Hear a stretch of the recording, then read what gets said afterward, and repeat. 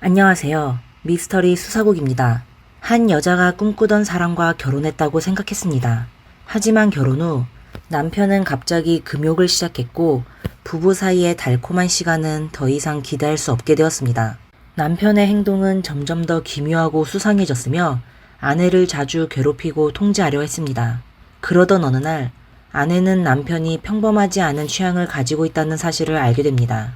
그들의 결혼 생활은 점점 더 위험해지고 있었고 죽음의 그림자가 아내에게 서서히 다가오고 있었습니다. 남편의 휴대폰에는 과연 어떤 비밀이 숨겨져 있었을까요? 이 이야기는 2018년 5월 14일 영국 미들즈브러의 저녁 8시경에 시작됩니다. 미테시 파텔이라는 남성이 응급센터에 전화를 걸어 우리 집에 강도가 들었고 아내가 공격을 당했어요 라며 당황한 목소리로 신고 전화를 했습니다. 미태 씨의 목소리는 상당히 긴장된 상태였고 상담원은 미태 씨를 진정시키면서 구급차와 경찰을 현장으로 보냈지만 이미 늦어버렸습니다. 34살의 제시카는 이미 사망한 상태였습니다. 미태 씨는 눈물을 흘리며 몸을 떨고 경찰을 데리고 집안을 한 바퀴 돌았고 강도가 아내 제시카를 공격했다 라고 반복해서 말했습니다. 현장은 실제로도 그렇게 보였습니다. 제시카는 바닥에 누워 있었고 사지가 테이프로 묶여 있었으며 목에는 비닐봉지가 감겨 있어 분명히 질식된 것으로 보였습니다. 집안은 온통 뒤집혀 있었고 위층과 아래층 모두 엉망진창이었습니다. 미태 씨는 경찰에게 그날 아침 자신과 아내 제시카가 일찍 출근해 약국에서 일했다고 말했습니다. 퇴근 후 제시카가 먼저 집으로 돌아갔고 그는 헬스장에 갔습니다. 운동을 마친 후 피자를 사서 저녁으로 먹으려고 했습니다. 피자 가게에서 제시카에게 곧 집에 갈게 라는 문자 메시지를 보냈지만 제시카는 끝내 답장을 보내지 않았습니다. 음식을 다 사고 집에 돌아왔을 때 그는 제시카가 거실에 쓰러져 있는 것을 발견했다고 말했습니다. 이틀 후 미태 씨는 아내의 집으로 차를 몰고 가서 가족들에게 제시카의 사망 소식을 전했습니다. 가족들은 한동안 충격에 빠져 왜 누군가가 착한 제시카를 해치려 했는지 이해하기 어려워했습니다. 제시카는 저항하지 않았을 텐데 범인이 정말 돈이 목적이었다면 그냥 돈을 가져가면 될 일이었는데 왜 굳이 절도 사건을 심각한 살인 사건으로까지 발전시켰을까요? 제시카 가족의 의문에 미태 씨는 주저하며 아마도 범인이 집에 강제로 침입했는데 제시카가 그를 발견할까 두려워서 그녀를 해친 것일 수도 있다 라고 답했습니다. 처음에 경찰도 이 사건을 단순한 가택 침입 절도 사건으로 생각했습니다. 하지만 집을 수색하는 과정에서 경찰은 침입의 흔적이 전혀 없다는 것을 점차 깨닫게 되었습니다. 범인이 강제로 집에 들어오지 않았다는 것은 두 가지 경우를 시사합니다. 하나는 범인이 초인종을 눌러 제시카가 문을 여는 순간 그녀를 공격했을 가능성이 있고 또 다른 하나는 제시카가 범인을 알고 있어서 아무런 경계 없이 문을 열어주고 편안하게 집 안으로 들였을 가능성입니다. 이러한 가능성을 염두에 두고 경찰은 제시카와 친분이 있던 사람들을 조사하기 시작했고 그들이 제시카를 해칠 동기가 있는지 알아보았습니다. 한편 경찰은 제시카의 집과 그녀가 일하는 약국 입구에 CCTV가 설치되어 있다는 사실을 우연히 발견했습니다. 이건 참 절묘한 일이었습니다. 경찰은 즉시 제시카의 남편 미태 씨에게 연락해 CCTV 영상을 제공할 수 있는지 물었습니다. 하지만 미태 씨는 사건 당일 CCTV에 전원이 들어오지 않아 아무것도 녹화되지 않았다고 말했습니다. 경찰은 조금 낙담했지만 계속해서 집안에서 단서를 찾다가 예상치 못한 발견을 하게 됩니다. 침실 매트리스 아래에서 조사관들은 매우 중요한 하드디스크를 발견했습니다. 하드디스크는 여러 겹의 옷에 쌓여 여행 가방 안에 숨겨져 있었는데 이는 중요한 증거라는 느낌을 주었습니다. 예상대로 그 하드디스크에는 미태 씨가 전원이 없다고 주장했던 CCTV 녹화 데이터가 저장되어 있었습니다. 미태 씨가 경찰에게 거짓말을 한 것이고 사건 당일 CCTV는 정상적으로 작동하고 있어 집 앞에서 벌어진 모든 일들이 객관적으로 기록되어 있었습니다. 미태 씨가 왜 거짓말을 했을까요? 경찰은 점점 미태 씨가 의심스럽다고 생각하게 되었습니다. 만약 그가 결백하다면 정상적인 생각으로는 범인을 잡기 위해 하드디스크를 즉시 경찰에게 제출했어야 할 것입니다. 그런데도 왜 이렇게 숨기려고 했을까요? 미태 씨가 경찰에게 보여주고 싶지 않은 것은 무엇일까요? 경찰은 급히 하드디스크를 경찰서로 가져가 영상을 하나하나 꼼꼼히 살펴보기 시작했고 결국 이상한 점을 발견하게 되었습니다. 감시카메라 영상에 따르면 사건 당일 오후 3시 30분경 미태 씨는 차를 집 앞 차도에 세운 후 집 안으로 들어갔습니다. 그는 집 안에서 오랜 시간 머물렀고 저녁 7시경 피해자인 제시카가 집에 돌아온 후에도 나오지 않았습니다. 미태 씨는 7시 42분이 되어서야 집 밖으로 나와 피자 가게로 향했습니다. 그리고 8시 15분경 집으로 돌아왔고 그 후 CCTV 화면이 꺼졌습니다. 미태 씨는 왜 갑자기 CCTV를 껐을까요? 저녁 8시 24분, 즉 미태 씨가 집에 돌아온 지 10분 후에 그는 아내가 공격당했다고 경찰에 신고했습니다. 이 행동은 매우 의심스러웠습니다. 논리적으로 생각하면 그는 집에 들어서자마자 아내 제시카의 시신을 발견했을 텐데 그는 9분이나 지난 후에야 신고를 했고 그동안 전혀 서두르는 기색이 없었습니다. 게다가 CCTV 영상에는 그날 부부 외에 다른 사람이 차도나 집에 들어온 흔적이 없었습니다. 이로 인해 미태 씨는 이 살인사건의 주요 용의자로 떠올랐습니다. 경찰은 미태 씨가 일찍 집에 돌아온 이유가 제시카를 기다리기 위해서였다고 믿었습니다. 제시카가 집에 들어서자마자 그는 그녀를 공격해 살해했을 가능성이 큽니다. 그런 다음 자신의 알리바이를 만들기 위해 미태 씨는 피자 가게로 가서 피자를 사왔고 그 과정에서 일부러 가게 직원과 대화를 나누며 알리바이를 만들려 한 것처럼 보였습니다. 게다가 제시카가 사망하기 전 제시카와 미태 씨의 휴대전화 건강앱에 기록된 걸음수는 매우 활발했습니다. 제시카가 사망한 후에도 미태 씨의 휴대전화 걸음수는 계속 증가했지만 제시카의 활동은 중단되었습니다. 그런데 시간이 좀 지난 후 그녀의 휴대전화에 14걸음이 기록된 것입니다. 사람이 사망한 후에 걸을 수 있을까요? 혹시 미태 씨가 그녀의 휴대전화를 밖으로 던져 마치 범인이 도주한 것처럼 꾸민 것은 아닐까요? 경찰은 이어서 미태 씨의 컴퓨터 검색 기록을 조사했습니다. 알고 보니 미태 씨는 이미 5년 전부터 영국에서 범인을 고용하는 방법, 아내를 해치는 방법, 인슐린 과다 복용, 살해된 여성, 힌두교 장례식 등 불안감을 조성하는 검색어를 찾아보고 있었습니다. 게다가 미태 씨는 아내 제시카의 이름으로 다수의 생명보험을 가입했으며 총액은 약 200만 파운드, 즉 약 35억 원에 달했습니다. 이는 미태 씨가 제시카를 해칠 동기뿐만 아니라 오랜 시간 동안 치밀하게 계획해온 살해 계획이 있었음을 보여주는 매우 위험한 신호였습니다. 결국 이어진 탐문조사에서 대부분의 증인들이 2018년 5월 14일, 즉 사건 당일 미태 씨의 목에 매우 뚜렷한 긁힌 흔적이 있었다는 것을 증언했습니다. 미태 씨는 그 자국이 헬스장에서 운동을 하다가 생긴 것이라고 극구 변명했지만 DNA 분석 결과 그 긁힌 자국에서 제시카의 손톱 DNA가 검출되었습니다. 또한 제시카를 결박한 테이프와 그녀의 얼굴을 덮은 비닐봉지에서 미태 씨의 DNA가 발견되었습니다. 경찰은 미태 씨의 약국에서 인슐린 주사기 4개와 제시카의 몸에 사용된 것과 동일한 관테이프 한 두루마리를 발견했습니다. 증거는 거의 완벽했지만 문제는 이 겉보기에는 행복해 보이는 부부에게 도대체 무슨 일이 있었는지였습니다. 무엇이 그토록 심각해서 미태 씨가 아내를 살해해야 했을까요? 이 이야기는 미태 씨의 성적 지향과 깊은 관련이 있습니다. 사실 미태 씨는 오래전부터 아내 몰래 여러 남자들과 관계를 맺어왔습니다. 결혼하기 전부터 미태 씨는 자신이 동성애자라는 사실을 알고 있었습니다. 그러나 그는 이를 밝힐 용기도 결혼을 하지 않을 용기도 없었습니다.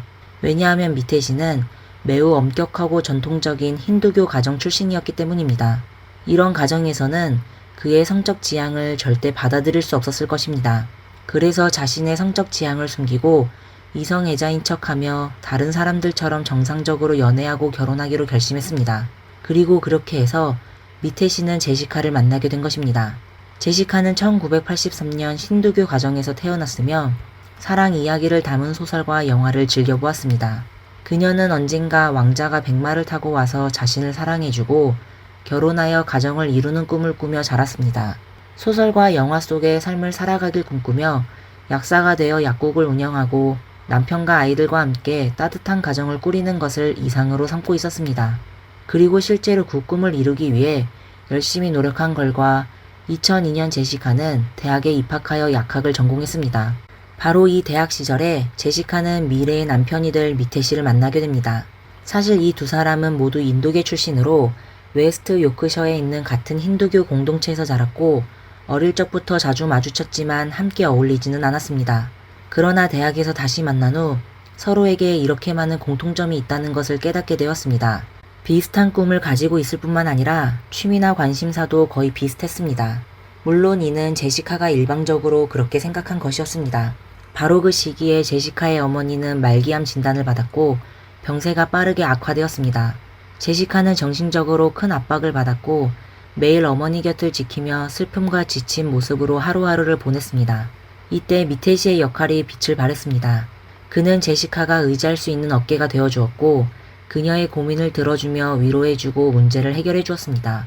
또한 다양한 선물로 그녀를 위로해 주었습니다. 이런 따뜻함을 누가 거부할 수 있을까요? 어머니가 돌아가신 후 제시카는 미테시에 대한 마음이 확고해졌고 주변 사람들이 뭐라 하든 반드시 그와 결혼하겠다고 결심했습니다.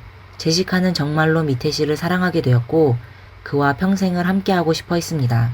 제시카의 아버지는 약간 망설이며 무의식적으로 미테시가 딸에게 적합하지 않다고 느꼈습니다. 하지만 양가의 인도 전통과 제시카의 어머니가 병을 앓고 있는 동안 미테시가 보여준 세심한 배려를 생각하여 결국 결혼을 허락했습니다. 2009년 7월 제시카와 미테시는 친척과 친구들의 축복 속에서 성대한 인도 전통 결혼식을 올렸습니다. 그날 제시카는 너무나 행복했고 아름다운 드레스를 입고 사랑하는 남자와 함께 있어 하루 종일 미소를 잃지 않았습니다. 하지만 제시카가 행복한 결혼 생활이 시작될 것이라고 생각한 바로 그 순간 진짜 문제가 서서히 드러나기 시작했습니다. 아무도 예상하지 못했겠지만 미테시는 그렇게 잘해주면서도 사실 제시카를 전혀 사랑하지 않았습니다. 제시카는 그에게 있어 단지 세상에 드러낼 수 없는 비밀을 숨기기 위한 도구에 불과했습니다. 결혼 후 일주일이 지나지 않아 제시카는 이상한 점을 감지했습니다. 미테시는 더 이상 예전처럼 그녀에게 관심을 기울이지 않았고 통제하려는 욕구도 눈에 띄게 강해져 제시카의 모든 행동을 제한하고 사사건건 트집을 잡았습니다. 게다가 결혼 후 두 사람은 거의 관계를 맺지 않았습니다. 신혼 부부에게는 상상할 수도 없는 일이었죠. 무엇보다도 미테시는 항상 자신의 휴대전화를 손에서 놓지 않았습니다. 어디를 가든지 휴대전화를 가지고 다녔고 심지어 화장실에 갈 때도 휴대전화를 챙겼습니다. 그는 자주 통화를 했지만 그가 무슨 이야기를 하는지 제시카가 듣지 못하게 할 뿐더러 누구와 통화하는지 알려주지도 않았습니다. 만약 통화 중에 제시카가 갑자기 그 옆으로 다가오면 미테시는 즉시 다른 방으로 가버렸습니다. 그는 제시카가 자신의 비밀을 알게 될까 두려워했습니다. 하지만 그와 반대로 그는 제시카에게 전혀 사적인 공간을 주지 않았고 그녀를 가족들과 격리시키려고 했습니다. 2010년 2월 말기 환자인 제시카의 할아버지가 위독하셨고 가족들은 제시카에게 할아버지의 마지막을 함께 해달라는 요청을 전했습니다. 그러나 미테시는 제시카가 외출하는 것을 완강히 반대했습니다. 제시카는 몰래 할아버지를 한번 뵈러 갔다가 미테시에게 발각되었습니다. 두 사람은 차 안에서 심하게 말다툼을 했고 결국 미테시는 제시카에게 손찌검을 하며 그녀의 뺨을 때렸습니다. 제시카는 충격을 받았지만 안타깝게도 이것은 끝이 아니라 가정폭력의 시작이었습니다. 그 후로 미테시는 제시카를 점점 더 자주 폭행하기 시작했습니다. 그는 제시카의 목을 조르며 거의 실신할 지경에 이르게 했습니다. 게다가 미테시는 알 수 없는 이유로 제시카가 쌍둥이를 임신했다가 유산했다는 소문을 퍼뜨리며 제시카에게 심한 스트레스를 주었습니다. 제시카는 아이를 간절히 원했지만 부부 생활이 거의 없었기 때문에 임신할 수 없었습니다. 제시카는 점점 더 긴장하고 불안해졌으며 체중도 계속해서 감소했습니다. 2012년 제시카는 집으로 돌아가 가족들에게 자신의 결혼 문제를 눈물로 호소했습니다. 이것이 그녀가 처음으로 남편 미테시의 성적 지향을 의심하게 된 순간이었습니다. 몇 주 후 제시카는 자신의 의심이 맞다는 것을 확인했습니다. 그녀는 미테시가 한 남자친구에게 보낸 애정이 담긴 문자를 직접 목격했습니다. 제시카는 극도로 분노했고 즉시 이 사실을 미테시의 형에게 알렸습니다. 미테시의 가족들도 이 부부의 관계에 대해 깊이 우려하고 있었기에 즉각 가족 회의를 열어 이 부부의 결혼 생활을 어떻게 회복시킬지 논의했습니다. 하지만 아이러니하게도 회의 내내 미테시의 성적 지향은 방 안의 코끼리처럼 존재했습니다. 모두가 한결같이 미테시의 문제를 회피하고 모든 책임을 아무런 잘못도 없는 제시카에게 돌렸습니다. 제시카는 충격을 받았습니다.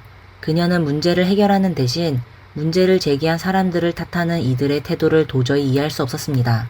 이 사건 이후 제시카는 더 이상 미테시의 가족들을 믿지 않게 되었습니다. 그녀는 점점 더 외톨이가 되었고 가족 모임이 있을 때마다 구석에 숨어 다른 사람들과의 대화를 피했습니다. 2017년 제시카는 미태 씨의 휴대전화에서 또다시 다른 남성들이 보낸 부적절한 사진과 문자를 발견했습니다. 그녀는 너무 화가 나서 가족들과 대책을 상의하려고 했습니다. 하지만 미태 씨가 더 빨리 움직였습니다. 그는 100km 떨어진 미들즈브러에 약국을 하나 구입하고 제시카를 데리고 그곳으로 이사했습니다. 이렇게 물리적으로 제시카와 그녀의 가족 간의 연락을 차단한 것입니다. 여기서 주목할 점은 오랫동안 관계가 없던 생활에도 불구하고 제시카는 여전히 미태 씨에게 희망을 품고 있었다는 것입니다. 이사를 가기 전 제시카는 매우 진지하게 미태 씨에게 그 남자들과의 관계에 대해 물었습니다. 미태 씨는 미소를 지으며 비웃듯이 그것은 다 장난일 뿐이며 진지하게 받아들일 필요가 없다고 설명했습니다. 그는 제시카에게 자신이 제시카를 사랑하지 않았다면 진작에 헤어졌을 거라고 말했습니다. 제시카는 미태 씨가 여전히 이상하다고 느꼈지만 결국 한 번 더 믿기로 했습니다. 그 후 두 사람은 약국에서 가까운 곳에 멋진 집을 구입하고 정착했습니다. 제시카는 젊었을 때의 꿈을 어느 정도 이룬 셈이었습니다. 약사가 되어 자신의 약국을 소유하게 되었으니까요. 이제 남은 것은 아이를 갖는 것이었습니다. 제시카는 어머니가 되고 싶다는 강한 열망이 있었고 그래서 이사 후 두 사람은 임신을 준비하기 시작했습니다. 그러나 제시카는 계속해서 임신의 징후가 나타나지 않았고 부부는 점점 초조해졌습니다. 결국 의사의 권고에 따라 시험관 아기를 시도하기로 했습니다. 그러나 그 후 몇 년 동안 제시카는 총 3차례의 시험관 시술을 받았지만 매번 실패로 끝났습니다. 제시카는 도대체 무엇이 문제인지 이해할 수 없었습니다. 분명 모든 검사 결과는 정상이었지만 시험관 시술은 계속해서 실패했습니다. 시험관 시술은 여성에게나 신체적으로나 정신적으로도 큰 고통을 안겨줍니다. 반복되는 실패로 인해 제시카는 심각한 불안증을 앓게 되었습니다. 그녀는 시험관 시술이 두려웠지만 동시에 자신의 몸이 시험관 시술을 견딜 수 없을 만큼 나빠진 것은 아닐까 하는 더 큰 두려움에 시달렸습니다. 이러한 끊임없는 불안감과 과도한 생각은 그녀의 정신 상태를 더욱 악화시켰습니다. 사실 미태 씨가 전에 말한 것은 맞았습니다. 그는 온라인에서 만난 남자들과 단지 장난으로 만난 것이지 진지하지 않았습니다. 그가 제시카와 이혼할 일은 없었습니다. 왜냐하면 제시카는 그의 성적 지향을 숨기기에 완벽한 방패였기 때문입니다. 하지만 미태 씨는 제시카와 아이를 가질 생각도 없었습니다. 그래서 시험관 시술 전에 그는 불법 약물을 복용하여 정자의 활성을 떨어뜨리곤 했습니다. 하지만 2016년에 예상치 못한 일이 벌어졌습니다. 미태 씨는 그의 진정한 사랑인 아미 파텔을 만나게 되었습니다. 이전까지는 다른 남자들과 미래를 생각해 본 적이 없었던 미태 씨였지만 이제는 진심으로 아밋과 함께 가정을 꾸리고 싶어졌습니다. 그는 아밋과 함께 호주로 이주하여 행복한 새로운 삶을 시작하고자 했습니다. 소식통에 따르면 미태 씨는 아밋을 좋은 친구라는 명목으로 집에 데려와 제시카 앞에서 아밋과 함께 잠을 잤다고 합니다. 시간이 흐르면서 점점 더 비정상적인 일이 벌어졌습니다. 아밋이 호주로 돌아간 후 미태 씨는 그리움에 사무쳐 여러 차례 아밋에게 편지를 썼습니다. 그는 아내 제시카와 함께 시험관 아기를 시도하고 있다고 말했습니다. 배아가 냉동보관되면 그것을 가지고 호주로 가서 아밋과 함께 아이를 낳아 행복한 가정을 이루겠다고 썼습니다. 미태 씨는 아빠가 되고 싶었지만 그 아이의 엄마가 제시카이길 원하지는 않았습니다. 제시카는 이 모든 것을 전혀 알지 못했습니다. 그녀는 남편이 먼 곳에 있는 아밋을 찾았다는 것도 남편이 자신들의 아이를 이용하려고 한다는 것도 전혀 모르고 있었습니다. 그녀는 그저 자신의 정신질환이 호전되고 있는 것에 감사하며 네 번째 시험관 시술을 준비하고 있었습니다. 2018년 5월 9일 미테이 씨의 적극적인 협조 덕분에 네 번째 시험관 시술이 드디어 성공했습니다. 3개의 배아가 성공적으로 수정되었고 이식 수술은 다음 달로 예정되어 있었습니다. 제시카는 너무 기뻐서 모든 사람들에게 이 기쁜 소식을 전했습니다. 그러나 불과 며칠 후 제시카의 생은 갑작스럽게 끝이 났고 남편 미태 씨는 주요 용의자로 경찰에 의해 곧 체포되었습니다. 경찰의 추정에 따르면 2018년 5월 14일 저녁 약국에서 퇴근한 제시카는 7시 10분경에 집에 도착했고 집에 들어서자마자 남편 미태 씨의 공격을 받았습니다. 미태 씨는 아내에게 인슐린을 주사한 뒤 쇼핑백으로 그녀의 목을 졸라 그녀가 더 이상 저항할 수 없을 때까지 눌렀습니다. 제시카는 온 힘을 다해 저항했지만 그 과정에서 미태 씨의 목에 뚜렷한 긁힌 자국만 남길 수 있었습니다. 그러나 힘의 차이가 너무 커서 제시카는 불과 20분 만에 완전히 숨을 거두었습니다. 미태 씨는 곧바로 관테이프로 제시카의 손발을 묶고 집안을 어지럽혀 마치 침입 강도의 소행인 것처럼 꾸몄습니다. 모든 것을 정리한 후 미태 씨는 차를 몰고 현지의 피자 가게로 갔습니다. 그리고는 제시카의 휴대전화로 음식을 사고 곧 돌아갈게 라는 내용의 메시지를 보냈습니다. 집으로 돌아온 후 미태 씨는 현관 앞에 CCTV를 끄는 것을 깜빡했다는 것을 깨닫고 급히 CCTV 전원을 차단하고 녹화 데이터를 저장한 하드디스크를 제거하여 침대 아래에 숨겼습니다. 나중에 증거를 없애려 했지만 경찰이 너무 빨리 하드디스크를 찾아낸 것입니다. 앞서 언급했듯이 미태 씨의 범행을 입증하는 가장 중요한 증거는 그의 휴대전화에서 나왔습니다. 그날 저녁 8시 15분 미태 씨가 피자를 들고 집에 돌아왔을 때 그의 휴대전화 건강앱은 그가 여러 차례 계단을 오르내리고 격렬한 활동을 했음을 감지했습니다. 경찰은 이것이 미태 씨가 집안 곳곳을 돌아다니며 물건을 던져 집안을 어지럽히고 도난 사건처럼 위장하는 과정에서 발생한 걸음수라고 추정했습니다. 제시카의 휴대전화 건강앱에 따르면 그녀의 활동 시간은 7시 4분경에 멈췄습니다. 이는 그녀가 집에 도착한 지 몇 분 후 미태 씨의 공격을 받자마자 활동이 중단되었음을 의미합니다. 그러나 약 40분 후 미태 씨가 피자를 가지러 집을 떠나기 전 제시카의 휴대전화는 누군가가 그녀의 전화를 들고 약 14걸음을 걸은 것으로 기록되었습니다.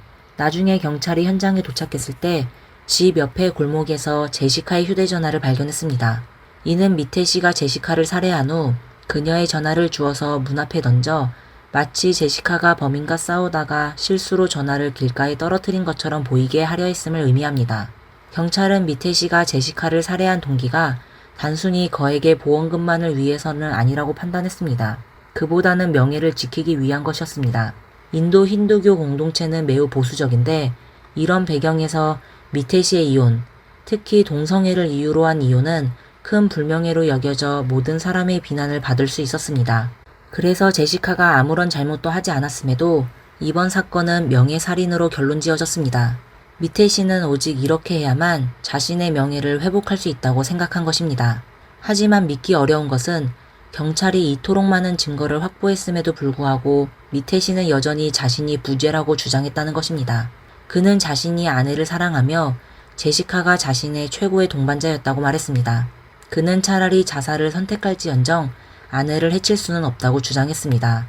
미태 씨가 끝까지 죄를 인정하지 않음에 따라 이 사건은 인정 협상이 이루어질 가능성이 없었고 결국 재판 단계로 넘어가게 되었습니다. 2018년 11월 제시카가 사망한 지 6개월 후 미태 씨에 대한 재판이 시작되었습니다. 법정에서 약국 직원들과 CCTV 영상은 미태 씨가 퇴근 후 다른 남성과 몰래 포옹하고 키스하는 장면을 증언했습니다. 또한 여러 증인들이 미태 씨가 고객과 직원들 앞에서 아내 제시카에게 고함을 지른 적이 많다고 증언했습니다. 한 번은 미태 씨가 휴대전화를 제시카의 다리에 세게 던져 그녀가 절뚝거리며 걷게 만들었다고 했습니다. 밖에서 이런 행동을 했다면 집에서는 더 심했을 것입니다. 미태 씨는 자주 제시카를 모욕하고 문을 세게 닫고 물건을 던지고 의자를 발로 찼습니다. 이런 기간이 오래되자 제시카는 큰 소리만 나도 두려워했습니다. 검찰은 미태 씨가 살해를 저지른 주된 동기가 제시카와 이혼을 할 수 없었기 때문이라고 지적했습니다. 그는 제시카를 원하지 않았지만 이혼이 불가능하다고 생각했습니다. 그래서 그는 제시카의 생명보험금과 냉동배아를 원했고 이것이 그와 아밋이 호주에서 새로운 삶을 시작하기 위한 기반이었습니다. 재판은 3주간 이어졌지만 배심원단은 사실상 3시간도 채 되지 않아 37살의 미태 씨에게 유죄를 선고했습니다. 그 결과 미태 씨는 가석방 없는 종신형, 최소 30년형을 선고받았습니다. 마지막으로 아밋에 대해서도 간단히 언급해 보겠습니다. 이 사건에서 그가 얼마나 깊이 관여했는지는 정확히 알 수 없습니다. 그는 계속해서 호주에 머물렀지만 미태 씨의 범행 계획을 알고 있었습니다. 안타깝게도 그는 한 번도 미태 씨의 범행을 저지하려 하지 않았습니다. 그럼에도 불구하고 아밋은 어떠한 혐의로도 기소되거나 유죄 판결을 받지 않았습니다. 교사나 방조 등의 혐의로 기소된 적도 없었고 심지어 재판 기간 동안 증인으로 소환되지도 않았습니다. 검찰 측에서는 이미 충분한 증거를 확보했기 때문에 아밋의 증언이 필요하지 않았던 것으로 보입니다. 이번 사건은 여기까지입니다. 시청해주셔서 감사합니다. 좋아요와 구독 부탁드리며 지금까지 미스터리 수사국이었습니다. 다음 시간에 또 뵙겠습니다. 감사합니다.